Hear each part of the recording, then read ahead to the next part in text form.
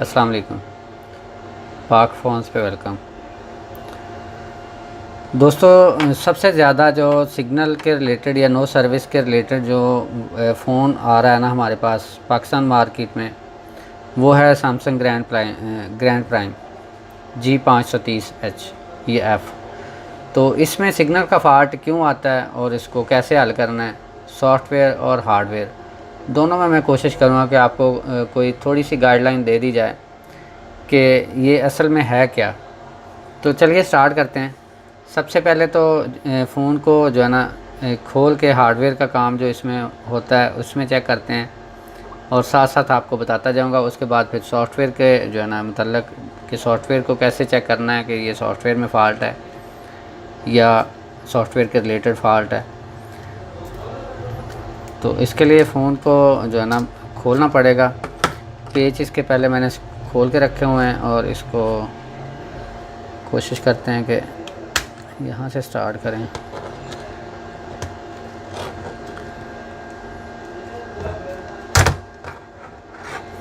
मैं कोशिश कर रहा हूँ कि वीडियोस वगैरह को एडिट ना करूँ क्योंकि मेरे पास टाइम नहीं होता अक्सर एडिट करने का। तो ये वीडियो थोड़ी सी शायद लंबी होगी, नॉर्मल वीडियोस की तरह नहीं होगी कि 5 मिनट में आपको आधे घंटे का काम दिखा दिया जाए। तो लेकिन मैं कोशिश करूँगा कि 10 मिनट से छोटी हो। ये फ़ोन को खोल लिया हमने। अब हमने स्टार्ट कहाँ से करना होता है सिग्नल के फ़ॉल्ट को ट्रेस करने के लिए या सही करने के लिए। सबसे पहला स्टार्ट हमारा होता है एंटीना। इसका ये एंटीना लगा हुआ है इसका। तो एंटीने को हमने चेक करना होता है। यहाँ पे अक्सर लोग टांका लगा देते हैं या कोई तार वगैरह लगा देते हैं। जहाँ तक हो सके, मुमकिन हो सके, आप जो है ना इस पर मॉडिफिकेशन ना करो, क्योंकि जब आप इस पॉइंट पे टांका लगाओगे तो इस पर डस्ट आनी शुरू हो जाएगी सोल्डर जब लगता है। देख रहे हैं आप गोल्ड कलर का है, इस पर गोल्डन जो है ना लेयर चढ़ी होती है सोने की, तो इस पर डस्ट नहीं आती ना ही जंग लगता है।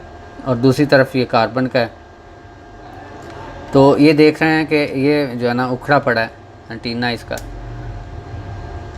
तो ये क्यों उखड़ा पड़ा है, क्योंकि ये जब मैंने देखा है तो मुझे बहुत गुस्सा आया, लेकिन जब गौर से देखा है तो मुझे पता चला कि ये फ़ोन कॉपी बहुत सारे मार्केट में आए हुए हैं। तो ये उन्हीं की जो है ना एक नस्ल है। बेशक अच्छी कॉपी बनी हुई है लेकिन ये हैं कॉपी। तो ये इसने जो है ना मैकेनिक ने या जिसने भी इसको फ़िट किया है, इसमें एक लॉक उसने लगाया है जो है ना हल्की सी हीट दी है और उसको फिक्स किया है। बाकी सारे लॉक ऐसे के ऐसे ही छोड़ दिए हैं। तो इसको हमने काविये की मदद से जो है ना इसको लॉक को जो है ना थोड़ा सा पिघला देना है ताकि लॉक हो जाए ये एंटीना।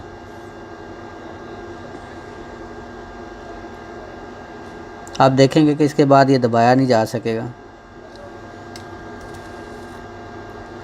और देखें कि कितनी बड़ी बड़ी गलतियां करती हैं ये जो कॉपी फ़ोन का काम करने वाले लोग हैं।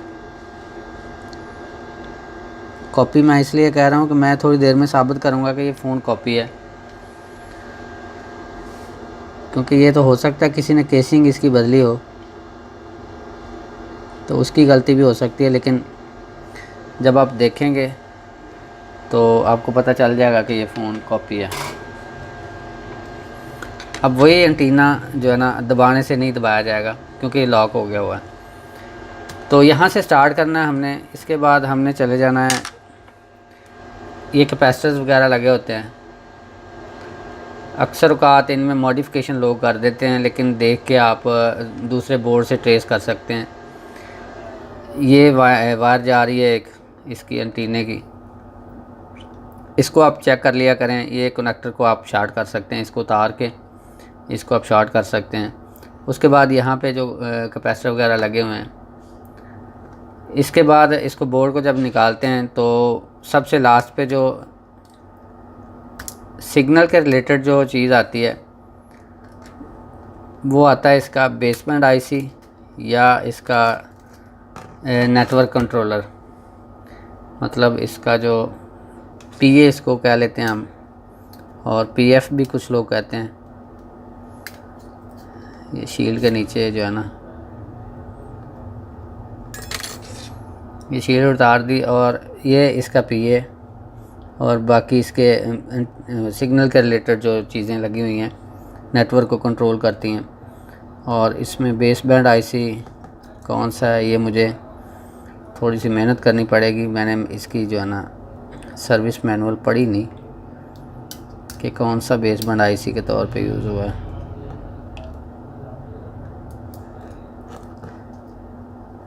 इसके नीचे क्या चीज़ है,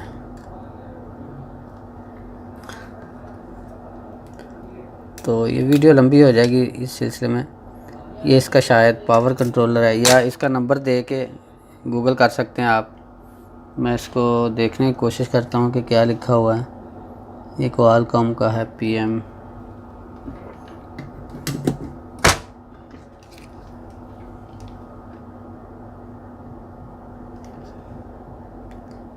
PM8916 9916। ये पावर आईसी है इसका। यहाँ से कैमरा नहीं दिखा सकेगा लेकिन मैं पढ़ सकता हूँ। तो ये पावर कंट्रोलर है। इसका बेसबैंड कंट्रोलर शायद इसके नीचे लगा हुआ है, ये छोटा सा सॉरी ये मेरे ख्याल में इसका बेसबैंड कंट्रोल कर रहा है, छोटा सा आईसी जो लगा हुआ है। अगर कुछ चीज़ की नहीं समझ आती तो आप गूगल कर सकते हैं, लिख के इसका नंबर दे दें, आपको काफ़ी सारी इन्फॉर्मेशन मिल जाएगी। ये WTR2605। तो इसको यहीं पे छोड़ते हैं क्योंकि इस लेवल पे ज़्यादातर हम जाते ही नहीं। तो अगर हार्डवेयर में इसका फ़ॉल्ट आ रहा है तो ये चीज़ें आपको चेक करनी होगी। यहाँ तक ट्रैक जो है ना आप चेक कर लें तो आपको 80% जो है ना इसमें सक्सेस मिल जाएगी। 80% फ़ॉल्ट इसी एरिया में होता है। और कोशिश करें कि आप जंपरिंग या कोई वायर इस पर ना लगाएं। अब इसको मैं फिट कर देता हूँ और वापस चलते हैं सॉफ्टवेयर के रिलेटेड जो इसकी निशानी है।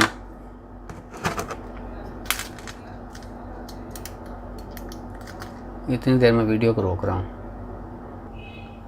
तो वेलकम बैक। फ़ोन को फिट करने के बाद फ़ोन को ऑन कर चुका हूँ मैं।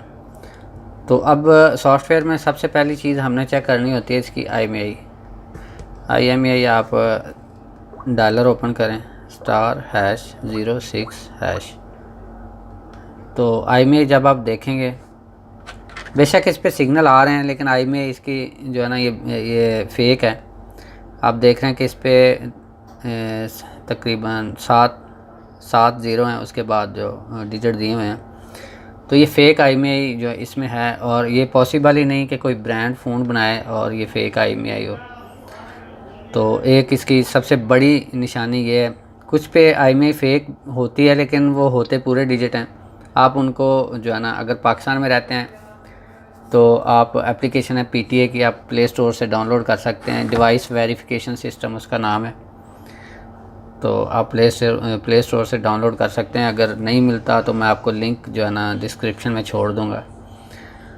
ये यूट्यूब की डिस्क्रिप्शन की बात कर रहा हूँ, शायद फेसबुक पे वीडियो भी अपलोड करूँ लेकिन वहाँ पे नहीं। तो देखा जा सकता है सिग्नल आ रहे हैं, इस पर कॉल भी हो जाएगी शायद।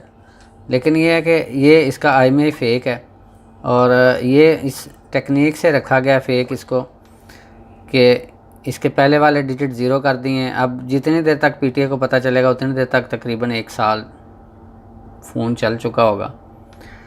तो अब ये आप नोट कर लें कि आखिर पे 78401 आ रहा है। इसको ऑफ़ करते हैं और अंदर देखते हैं कि अंदर इसके क्या जो लिखा हुआ।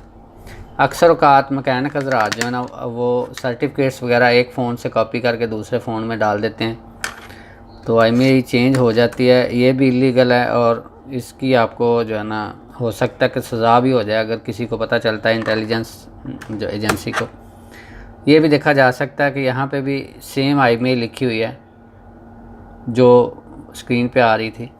इसका मतलब है कि ये पैच्ड IMEI है, फ़ेक IMEI अपने पास से लिखी हुई है। तो खुदारा आप इससे बचें और फ़ोन ख़रीदते वक्त ये श्योर कर लें कि आप ओरिजिनल फ़ोन ख़रीद रहे हैं, क्योंकि ये तो चल रहा है लेकिन हो सकता है ये रीसेट करने पे इसका IMEI चला जाए, या इसको आप सॉफ्टवेयर करने की ट्राई करेंगे तो फिर भी इसका IMEI जो है ना चला जा सकता है, या हो सकता है कि इसका नेटवर्क जो है ना दोबारा ना आए। फिर आपको इसका कोई 2 नंबर आल्टरनेट तरीका ढूंढना होगा मैं वो रिकमेंड नहीं करता और ना ही मैं करता हूँ। तो अगर वीडियो अच्छी लगे तो लाइक ज़रूर कीजिएगा। अगर आपके ज़हन में कोई सवाल आ रहा है तो ज़रूर आप कमेंट में लिख सकते हैं। और अगर इस IMEI के रिलेटेड आपको मसला है तो मैं इसमें कोई हेल्प नहीं दे सकता, ना ही कोई मुझे पूछे और ना ही मैं बताऊंगा, क्योंकि ये इलीगल है IMEI चेंज करना। मैं इसके बारे में कोई हेल्प नहीं दे सकता और ना ही मैं करता हूँ। दुआ में याद रखिएगा। अल्लाह हाफ़िज़।